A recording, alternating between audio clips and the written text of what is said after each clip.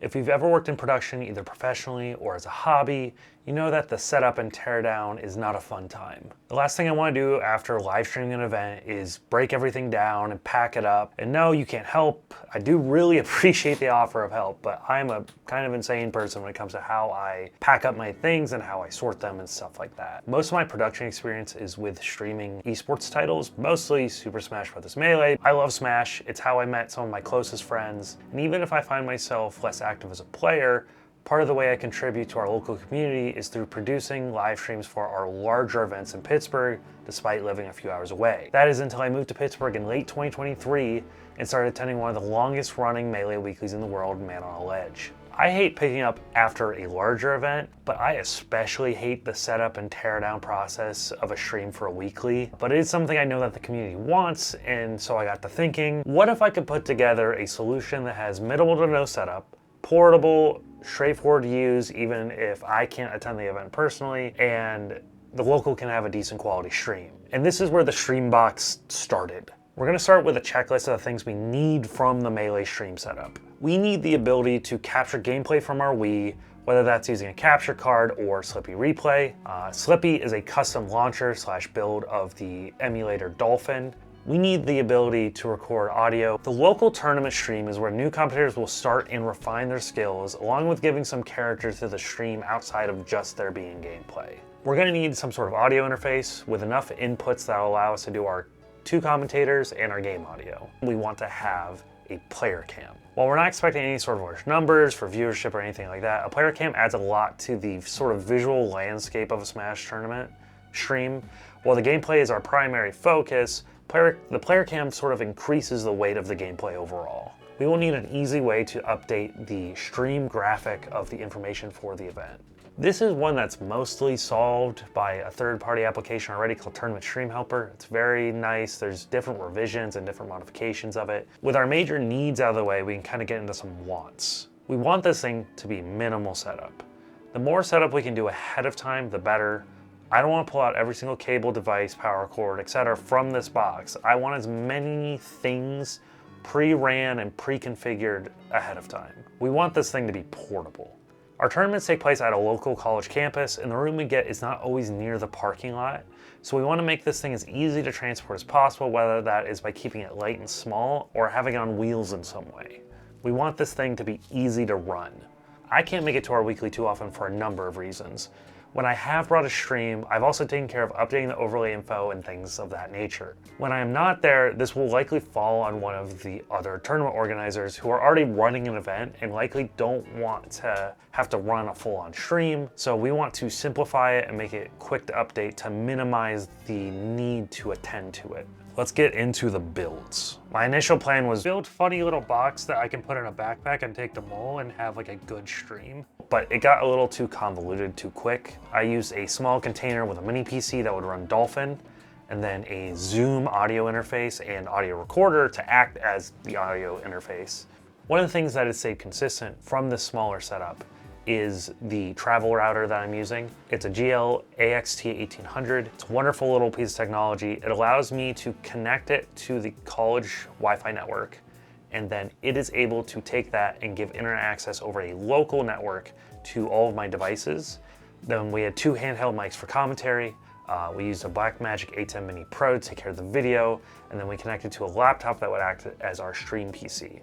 Some important information before we get too deep into this. While I did buy some things for this project, my goal was to reuse old hardware that I had on hand to minimize costs and not take things from my primary stream setup. The first concept had a number of issues. The initial plan assumed I would bring it every time, and I realized if I'm streamlining it this much, I might as well remove the equipment I was not willing to part with. Along with compatibility issues I was running into with the H4n audio interface being a bit weird, and the ATEM was requiring USB 3.1, which the initial laptop I was trying to use did not support.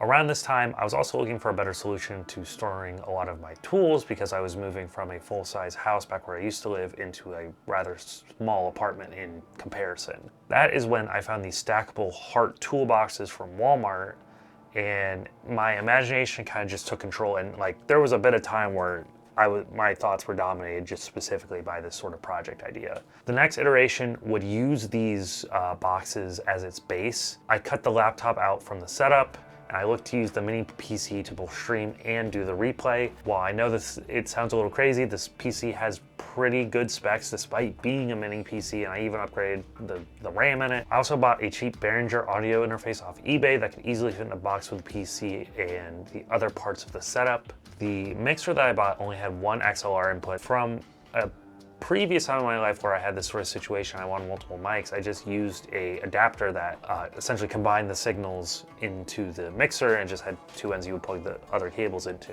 And I kind of realized, well, if you can do that, why can't I just take one of those type of breakout connectors and then mount the XLRs to the box in some way? That way it's like a little bit cleaner, a little bit nicer. I actually really liked it, even though it was really shoddy at first, because like I soldered it but didn't have any sort of wire cover on it, so like any amount of movement of like touching things would cause a bunch of noise. So I taped it, worked for a while, it was great. But then this started sort of the rabbit hole of I like the aesthetic of the ports on the side. So I just cut out a hole, put in the mounting for like keystone jacks and put keystone jacks in. So I had all kinds of ports. And now that we don't have the laptop, we do need to figure out a display of some kind. With the initial heart box I was using, I realized that the inner lid had some amount of space that I could cut out, and I could take a thin, actually I have one of them right here, like one of these thin portable monitors and just mount it within the box. So for the keyboard and mouse, I just got a cheap Logitech one that used just one dongle and was pretty compact. And then I got a Logitech C920 for the webcam, just bought it cheap off eBay. I mounted the portable router onto the mini PC, mounted a power strip into it, and we have a portable stream box. But what if we built a Wii box too? Second box. Cut out part of the box, mount the Wii to allow the controller ports to be accessible from the side of the box. We're using the Intensity Shuttle again. Initially with this box, it was going to be just a basic Dazzle, but I was like, okay, let's do Intensity Shuttle. We do component, we can get 480p, and then convert it down to 480i for the setup, because we don't usually have 480p CRTs on hand. Then we have a composite repeater that takes that composite feed out of the Blackmagic. One of that set of cables goes to the Wii where the players are playing, and then we have a set of just the audio going back to the main box that we can then use to do audio into the mixer. We have a power strip for power in that one. Done. Another box done. There's still more setup than I would like, and outside of the XLR mic inputs, I'm mostly using audio cables that are overly long and they have to be disconnected to allow the box to like close properly. I'm also hitting some performance issues with Slippy Replay. I was slightly confused because I knew Dolphin was rather optimized, and while this is a microcomputer, it's packing some pretty solid hardware, like I said.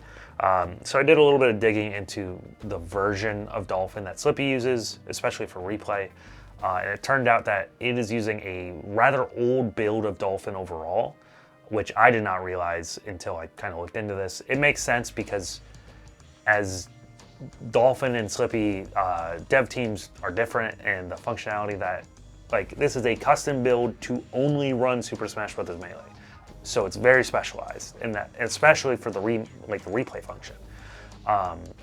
And while the Slippy online client for online play now has this feature set, or there's a specific patch for Dolphin that at some point adds in some pretty great performance increases. Editing Hunter here. It's been so long since I recorded this that Slippy has gone through enough updates where a number of these performance increases are in the current build. So yeah, this is a little bit dated of information, but it was the facts when I was making it initially. I really wanted to keep the form factor. I really like the form factor. So I tried to adjust settings, through OBS, Windows, Dolphin, even the BIOS of this computer. It's a Lenovo BIOS, so there's not anything crazy in terms of like overclocking or any sort of performance increases that way. But it did have an NVMe slot, which is a PCI slot. NVMe is traditionally used for like high-speed data transfer for like storage devices.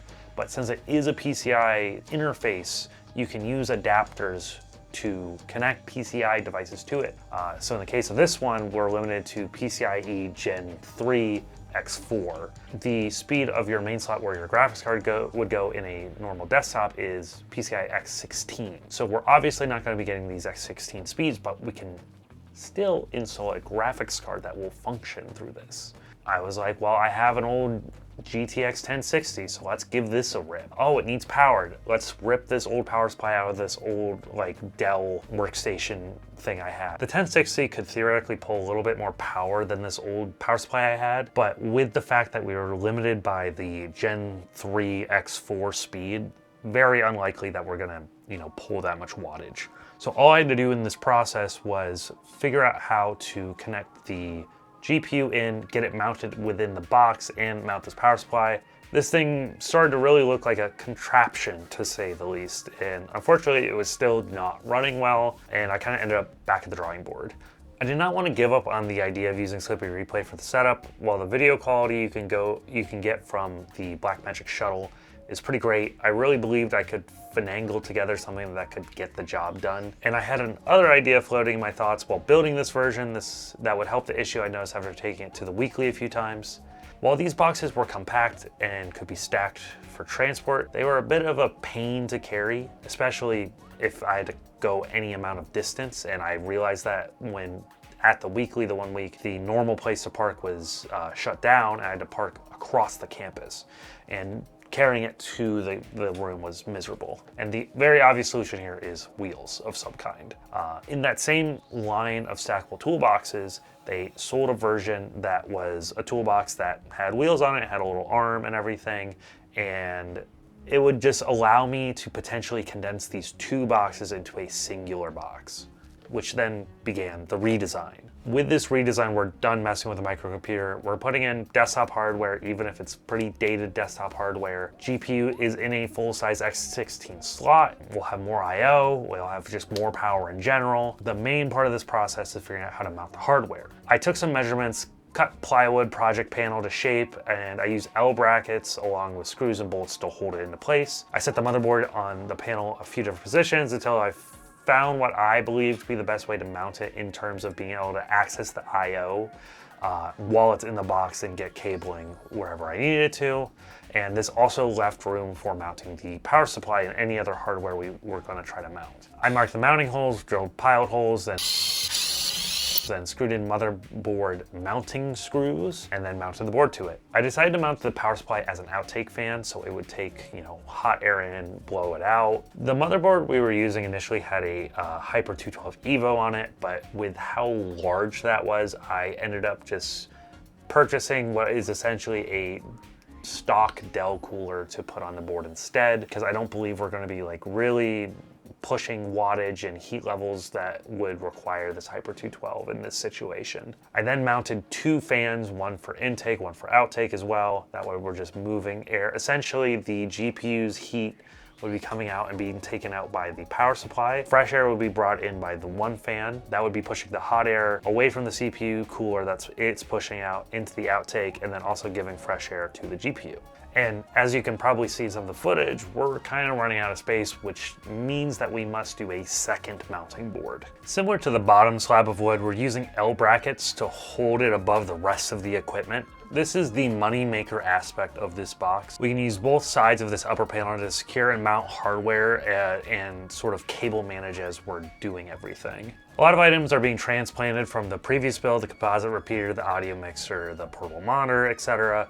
But I ended up downgrading the capture card in hopes of relying on Slippy Replay a little bit more. And we're using that Dazzle really just for a character select screen. We're not even going to be using the audio from it capturing. We're going to be doing audio right into the mixer like we were before. Like I mentioned before, the desktop PC we're putting in here is pretty dated. It's an old DDR3 build from the mid 2010s. While it's old, it's full size, has 32 gigs of RAM, i7 processor, so it can do some amount of overclocking. We're not gonna do a ton, like I said, but we're attempting to make this thing be useful and not just e-waste. This is where I ran into my first sort of hurdle with this one, where I have a number of power supplies on hand. I specifically bought a SFX power supply. The initial one I bought was off Amazon, just a cheap little one, enough wattage, etc. And I tested it and it worked. And then it stopped working. And then I swapped in this behemoth 1,000-watt power supply I had, and that worked. And I was like, okay, so this power supply is bad, I'll return it.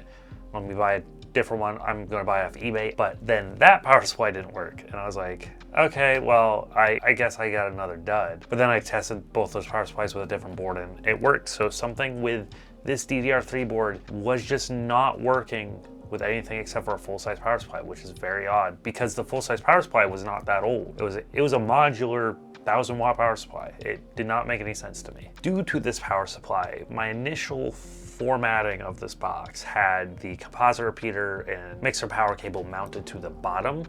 And because of this power supply, I had to flip and move them onto the top and rearrange the top board to allow space for that. I had to cut a hole in the board in a way to allow us to mount some ports on the side and to allow space for one of our fans for the cooling the components, which is good because it also gave us a proper pathway for a lot of our cabling between the two zones. Now we gotta do the power strip. Through testing, obviously I just had a normal power strip that I was working with. I ended up cutting the end off of a power strip. You can buy a essentially socket adapter where you can plug like a generic power plug in. Then I have 3 composite / RCA ports. These are to connect RCA cables to then plug into the TV. Similar to our previous box, we have to cut a hole for the Wii on the other side, and this allows access to the controller ports. For this version, I put a lot of effort in making sure that the cables were just to the length that I needed them. So during that process, I ended up taking apart a set of composite cables for a Wii, found out how simple it was to essentially remove them, shorten it, and then resolder the ends back on by stripping the wires and resoldering.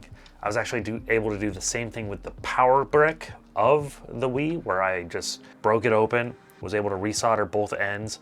Obviously, there were some cables I could not do this with, HDMI, and some of the data cables, like the USB data cables, so I had to purchase specific lengths of them to try to minimize that. Now the box is really starting to come physically together, and now we gotta talk about the software setup a bit more. I kind of saved this for last because it's pretty quick and Tournament Stream Helper does a lot of the heavy lifting, and I've been working on further optimizations, but I haven't really fully implemented them yet. I managed to not go into detail much at all about Tournament Stream Helper, but that was due to the fact that I did not modify Tournament Stream Helper in any way. I just used its built-in resources, which are explained well on the Tournament Stream Helper GitHub. For the most part, the functionality that is positive for this setup in terms of simplification is the fact that you can enter the StartGG link for the tournament and then you can pull sets / matches from the event. It makes updating the overlay so much simpler. They have HTML set up for an active overlay that you can just essentially put over the overlay they have created for the event. But now we're at this point where it's together, it's all put together. Let's go test it out.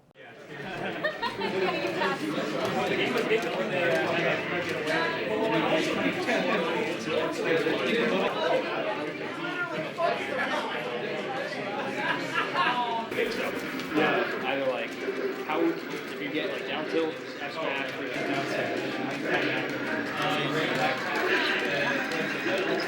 And the tests were okay. The first test setup went decent, but I noticed some performance issues with Slippy Replay. But OBS seemed to be running fine, and our CPU utilization was super low. And our GPU usage was also really low. It was a very confusing sort of setup. We are working with rather dated hardware here. I used NVENC encoding with the 1060, and I kept the settings pretty modest. I didn't really use any upscaling, maybe up to 720p, but that was it. I unfortunately have kind of lost these settings to time. Took it home after that, adjusted some settings, ensured we were overclocking both the CPU and GPU, and then I decided to do some testing with software encoding, CPU encoding instead of GPU encoding. We loaded up, took it to the mall, did another test. This one was far worse. While it seemed fine initially, I could tell the CPU was getting a bit overwhelmed and it was causing even worse slippy stability and everything. This kind of put me at a crossroads with the build. While I want to use this build in some way to essentially keep it from being e-waste, the parts are just getting older, and this device will not run Windows 11. And Windows 10 is going to be retired not soon, but somewhat soon. And it's probably best for me to try to centralize this build using more modern hardware. As you can tell, this build and this whole process has taken like 2 years. Like this, I don't consider this a full-on failure of this project, but it's definitely shown where I need to make some adjustments. And I bought a 3D printer, which has fully and utterly made me go a little bit insane because I've slowly realized that 3D modeling is difficult, but it's not impossible. And I've gotten decent enough at it where I can really start to make some adjustments. I found some more compact versions of hardware to save on size. I got my hands on slightly newer hardware to test out. That's at least up to DDR4. That is beyond the scope of this video because this concept has been going on so long that I'm going to be making another video specifically about this other build once it's complete. It's going to be a bit of time just depending on what I can get done. I'm hoping it's not super long from this video's posting, but it's in the pipeline. I'm hoping to make other videos in the meantime, but this will be the major sort of technical project that I'm working on. I'm not even fully giving up on this specific concept of the box. I'm essentially branching off a V2 of this box and a different box. If you like the video, please like and subscribe. I plan to make more content. Like I said, I have at least one other video I'm planning to make. I'm also making videos about video game critiques, video game essays about stuff I like. Obviously, if you have any questions or critiques for me, please leave them in the comments below. Have a good one.